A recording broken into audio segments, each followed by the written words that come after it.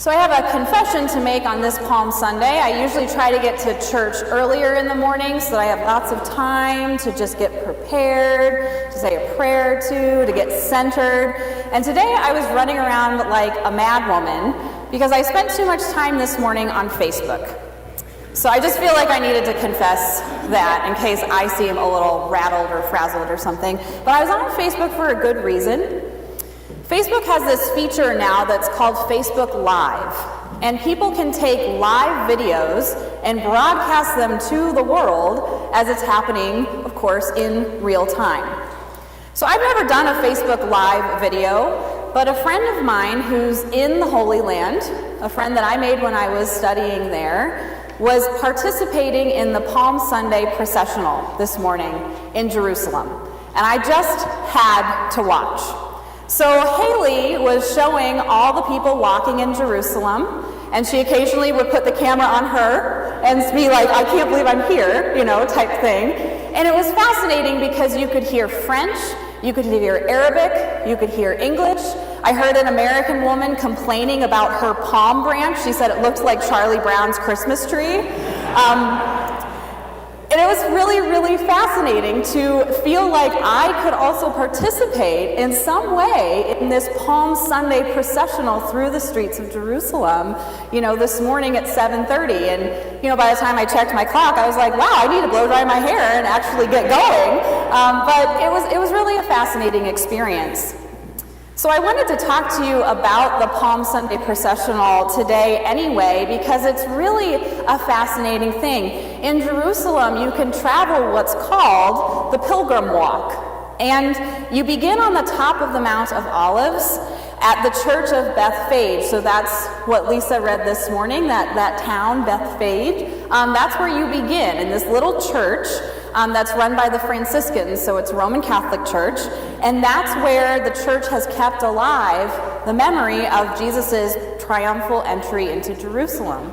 So behind the altar of the church, if you can imagine, there's a huge mural of Jesus with a donkey, riding atop it with the palm branches waving in the air. So this tradition of walking the path, literally that Jesus walked, began with the Crusaders. And it's really interesting because on display inside this church is a rock, but not just any rock. Crusaders believed it was the rock that Jesus used to climb atop that donkey and begin riding through the streets of Jerusalem.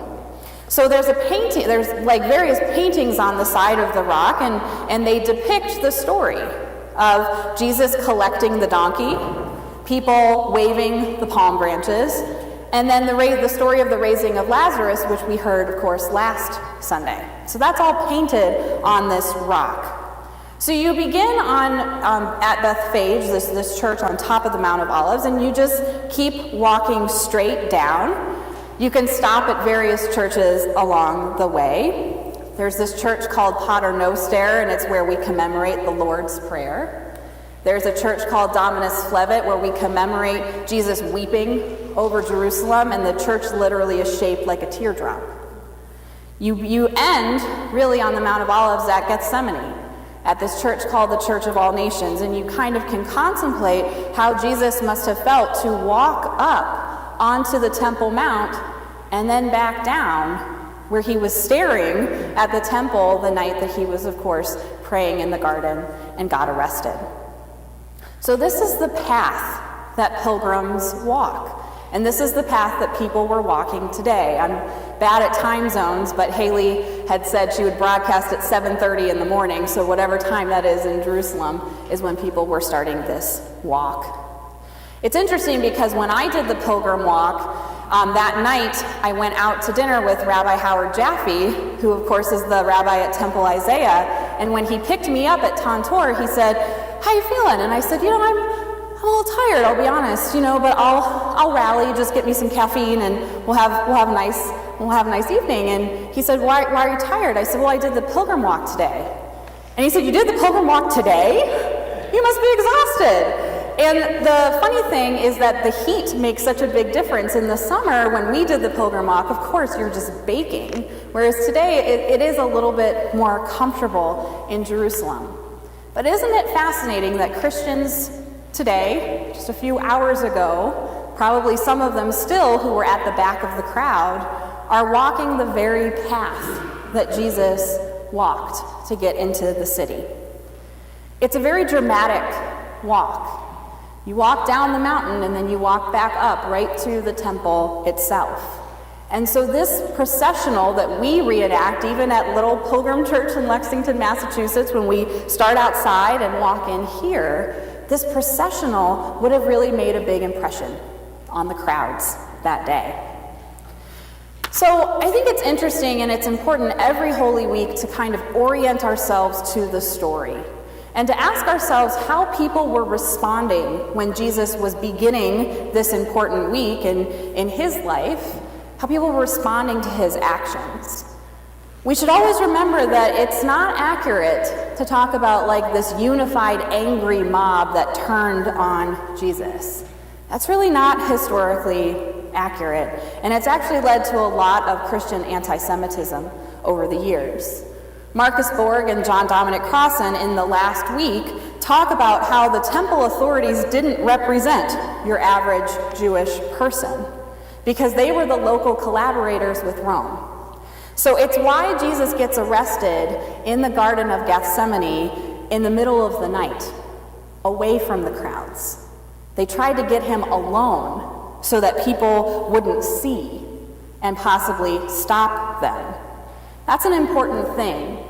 Judas has to look for an opportune time to betray Jesus, away from the sympathetic crowds, away from their support, away from those people who were earnestly shouting their hosannas.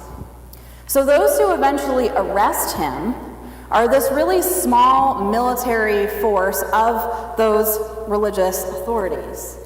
They're not the hopeful crowds that we were sort of emulating today when we were waving our palm branches in the air.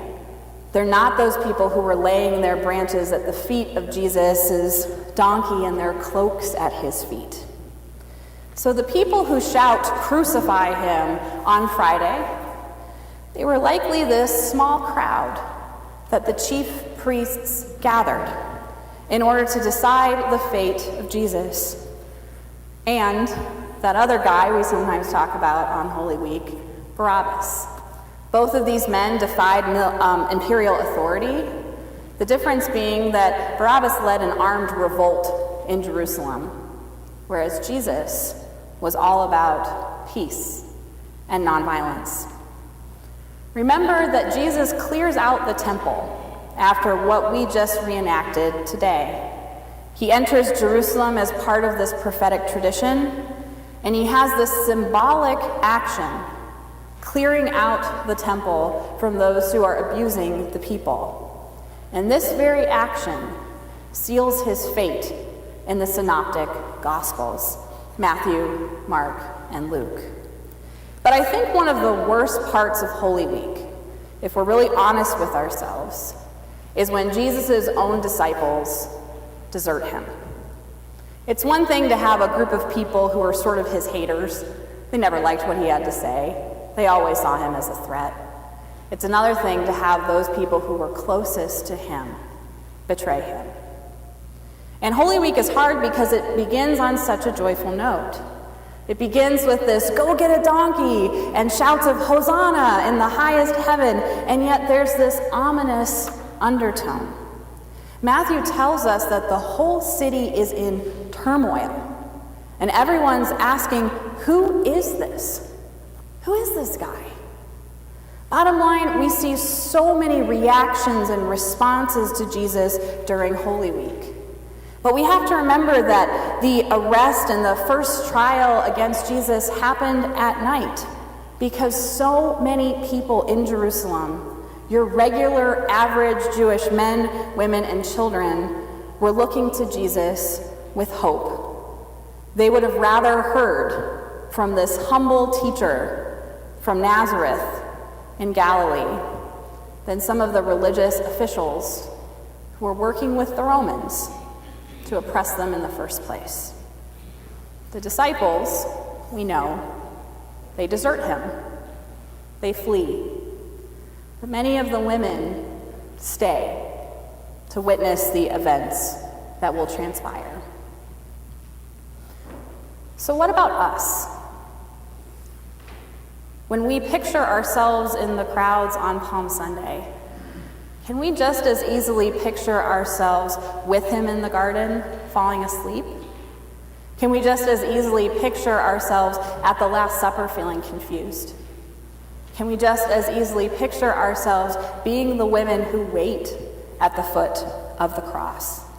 The question becomes, how do we respond to these stories in this holiest week of our Christian year? Power and authority are being challenged here by someone who doesn't have institutional power. How do we treat people who speak truth to power in our own society? How do we respond when we see war and injustice around us? It's kind of a potent week to think about nonviolence, right? Look at what happened this week in Syria. Look at what happened this morning in Egypt. So when we think about Jesus as this non-violent presence, when we think about his dramatic action of really calling the religious authorities to count, but not staging this armed rebellion, even though he probably could have, that's really significant for Christians. And it should make us a little bit uncomfortable. It should make us really question how we as followers of Jesus today respond when we see injustice in our world.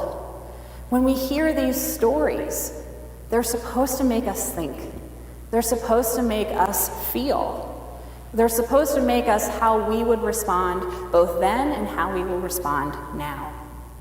You know, church at the end of the day isn't just what we do on Sunday mornings. My father used to get very frustrated with us growing up if my sister and I would start fighting after church. He would just be like, what were you just listening to for an hour? Like, please act like Christians and act like you love each other. Hello? What we do on Sunday morning should affect the way we live our lives and what we do for the rest of the week, especially a week like this one. My constant challenge, I think, to all of us is to be weekday Christians. Not just Sunday morning Christians, but to be weekday Christians too. That what we learn here, what we experience here, makes us have specific actions out in the world. Holy Week is simply and profoundly an invitation into the very heart of the Christian faith. And so I hope that I see you in the middle of this week. Amen.